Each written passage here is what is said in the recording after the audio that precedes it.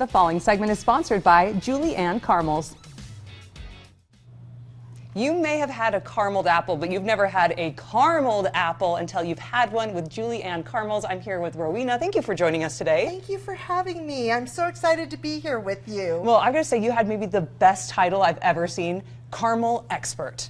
Yes, definitely a caramel expert, especially when it comes to caramel apples. And they're so fun. 'Tis the season, and you're going to show us how you make your delicious caramel apples. Take us through it. Okay, so first you've got to decide what kind of apple you want to use. Okay, and I think the foundation, this is an important decision. Do you have a special choice? Like, is there a favorite here?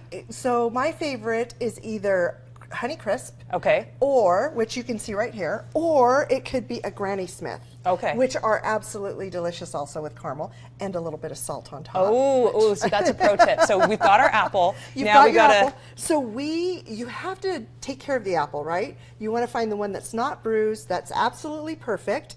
You want to actually wash it with just a soft. Okay. You can feel how soft right. that is. Yes, It's like take care of the bamboo. apple. And then you want to soak it in warm water. Okay. And then after that, you're going to dry it, and then put it in the fridge. Okay. And these have already been fried. How long in the fridge? 10 minutes. 10 Just minutes. 10 okay. short minutes. The prep is big on this. Yes. You can't just be throwing apples in caramel and try and call it a day here, people. No, you can't, because if you do that, all the caramel will what? Melt off. Have you ever done that? Yes, I have. You've spent all this time. I sure have. Okay, so we don't want that at all.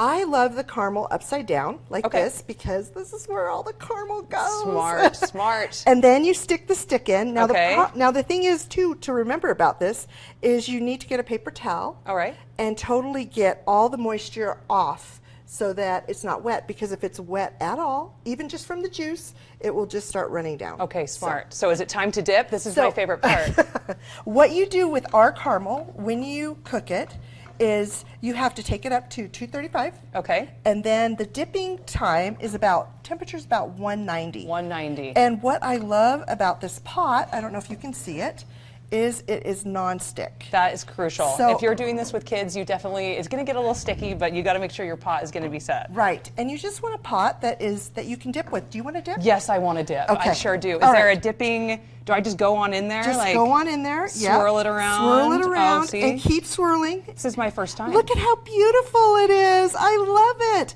Then you can pull it right up. Pull it right out, and then... See, and what you kind of want to twist your arm a little bit. Okay. And get that kind of going there. We have a little less than a minute left. Can you see how it's changing colors a little bit? It's beautiful. And that's all it does. And then it is ready to put on some wax paper. Okay. Which we can do. Mine's a little lumpy. She has character, that's what I'll say. But you know what? A little lumps, that means there's more caramel there, and I'm okay with that. And what's great is you can do these toppings. Yes. You can have so much fun with these, and you have so many delicious treats. We do. I want to make sure everybody can learn. So how can we make sure to get these caramels? Because you are local. These are the best caramels out there. They are. So if you want to make your own, you can buy the bricks that we've brought, and that's perfectly fine. Or if you want to buy them already made, please go to Lee's or Peterson's or Harmon's even. They actually use my caramel to make caramel apples with. The best caramels, and it's the perfect time for the season. I'm going to have a bite of these because I've been waiting so long. They are nacho apples. Thank you so much for joining us, and make sure you get some caramel. Oh, it's just as good as I thought it was going to be. I knew it. I knew it.